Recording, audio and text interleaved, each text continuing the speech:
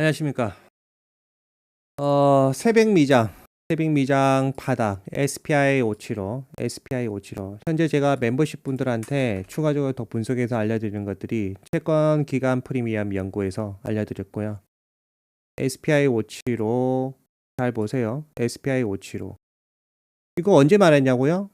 이 3영업일 전인가 분석해서 주식 하락한다고 더 하락하니까 월드 홀딩해라고 말씀드렸고요.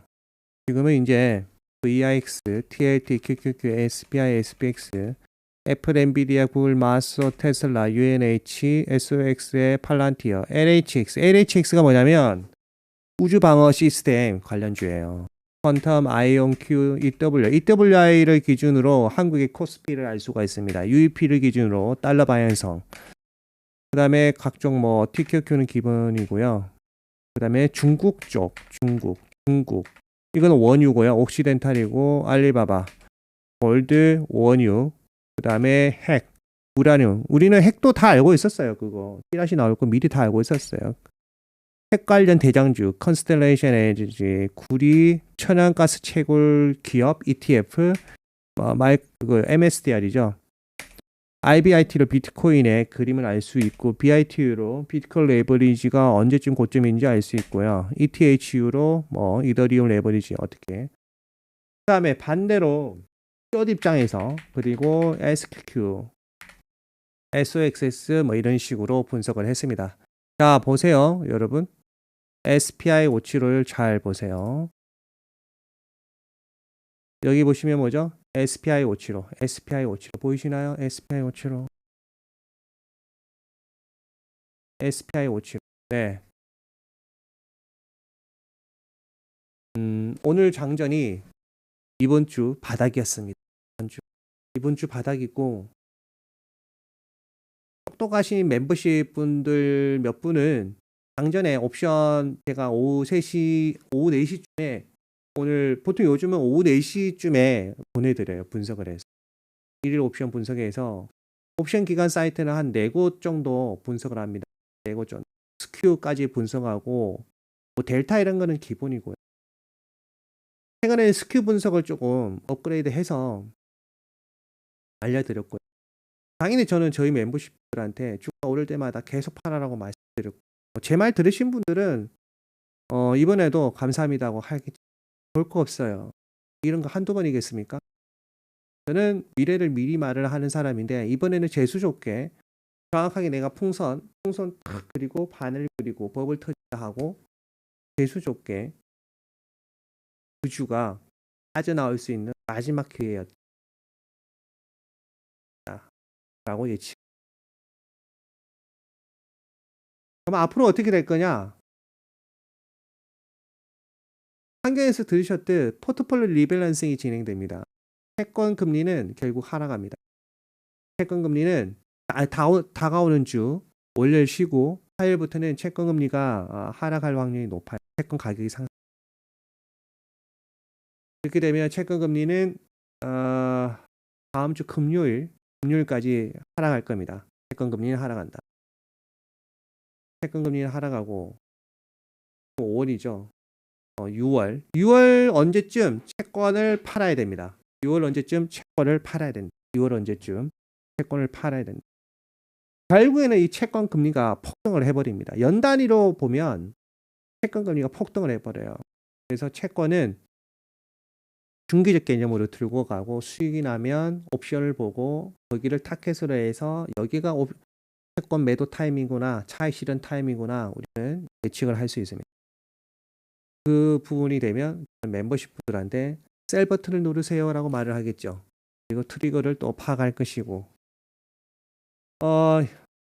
저번에 주가가 폭락할 때도 월가에서는 모두 경기 침체다 이래가지고 대폭 나간다고 막 쓸데없는 소리 할 때, 그때 당시에 기간 자료는 그렇게 안 나왔었어요. 기간 자료. 그 이야기 안 하죠. 환경에서도 그런 것까지는 대놓고 알려주면 안 되는 건지 똑같이 볼 건데 그분들은 시간이 없겠죠. 그리고 파트도 다르고. 저는 저 혼자 여기 보니까 공개 영상 댓글 보면 질문사항이 몇 가지 있는데 저는 저 혼자 합니다. 내가 말했잖아요. 저는 세상 연구를 사업 크게 망하고 혼자서 10년 동안 모든 걸 다 연구한 사람입니다. 모든 학문을 다 연구를 했고 당연히 그 학문 분야의 최고 권위자보다는 저는 안 됩니다. 그분들에 비해서는 발끝에 때밖에 안 됩니다. 예를 들어 의사 선생님이 있다고 칩시다. 그런 의학 박사 부분들도 많이 만나봤습니다. 제가 그분들보다 의술이 뛰어나겠습니까? 그냥 그분들의 사고를 어느 정도 이해는 할 수 있어요. 의사 선생님을 예를 만났어. 그러면 그분들이 어떤 생각을 하고 어떤 답변을 원할지 그 정도는 돼요. 그 정도. 그 연구 자료를 어디서 가져와서 보고 연구를 해야 되는지 의학적. 코로나 지금 이거 있죠. 과거 코로나 터졌을 때 제가 대한민국에서 가장 먼저 렘데시비르가 그때 당시에 아무도 모를 때 렘데시비르가 제1의 그 백신이 될 것이라고 말씀을 드렸고 당연히 그거는 이제 기관자로 보고 다 아무도 안 믿더라고요. 코로나 같은 경우도 과거 터졌을 때 사람들 다 죽어갈 때 미국의 부자들은 미국의 그 플로리다 쪽에 있는 작은 섬이 하나 있어요. 플로리다 쪽에. 그 섬에서 미국 고위 관료들을 당시 렘데시비르를 맞았었어요. 그런 자료를 나는 보고 있는 거예요. 그럼 이게 하락장은 몰랐냐? 알고 있었어요. 제가 계속 말씀드렸던 게 멤버십 부단인데 시기의 문제지 하락한다. 욕심을 버려라. 욕심을 버려. 제 멤버십 분들은 욕심 버리니까 결국 아닌 듯 하면서도 결국 맞죠. 네, 그럴 수밖에 없고 그런 기관자를 떠나서 유동성 기준으로도 하락하는 게 맞고요. 하락하는 세상이 이치 뻔합니다. 물이 들어오면 나가고 나가면 들어오고 이렇게 주가가 어느 정도 또 폭락하죠. 그럼 또 기술적 반등 나오고 막 그럽니다. 5월 14일 여기서 이제 조금 더 하락하면 200일선 안으로 들어오겠죠. 200일선 안으로 탁 들어오면 어떻게 될까? 증시가 200일선 안으로 탁 들어가면 월가는 뭐라 할까? 내가 저번에 미리 말했듯 모두가 막 대폭등한다 6,700, 막 7,000 이렇게 부를 때 내가 뭐라 했죠? 나는 그 반대다. 미국의 경제가 대폭락하는 하드 랜딩 개념으로 그런 경기 침체는 아니겠지만 그건 올해가 아니다. 내년이다. 내년 언젠가다. 피그가 돼요. 올해는 아니고 내년 언젠가고 올해는 소프트 랜딩으로 증시는 하락할 것이다라고 미리 말씀. 그리고 나서 주가가 하락하니까 뭐라고 말해요. 월가에서. 이제도 후행적으로 졌다라 말을 하죠. 잠시 경기 침체가 올 수 있어. 이렇게 이야기를 하죠. 왜 그럴 수밖에 없냐? 여러분들은 정치학 공부를 안 해봤죠. 저는 무역학, 정치학, 그 다음에 선박, 뭐 해상 플랜트, 뭐 공부 안 해본 게 없습니다. 그래서 다 알아요. 특히 정치학. 정치학의 기본은 상대방의 심리를 알아야 되고, 그 쉽게 말하면 트럼프의 마음, 그리고 베센트, 미국의 정책을 끌고 가는 그 보좌관들의 마음을 꿰뚫어야 됩니다. 그게 정치학의 기본입니다. 그래서 제가 멤버십보다는 계속 강조한 거. 국가가 폭등한다고 할 때 그거 아니다. 정치학은 비슷한 패턴으로 흘러간다. 왜? 왜 그럴 수밖에 없냐? 정치학의 기본은 인문학입니다.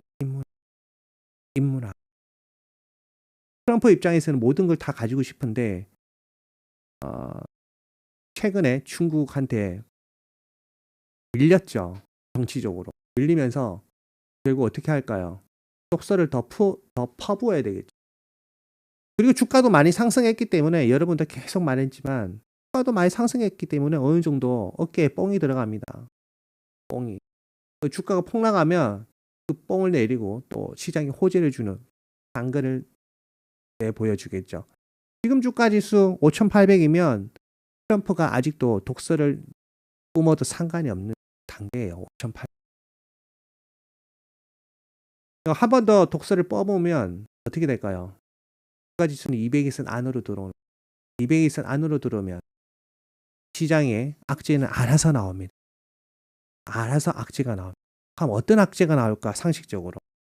빅테크 내부자들 주식 매도했다. 그게 1차적으로 나오겠죠.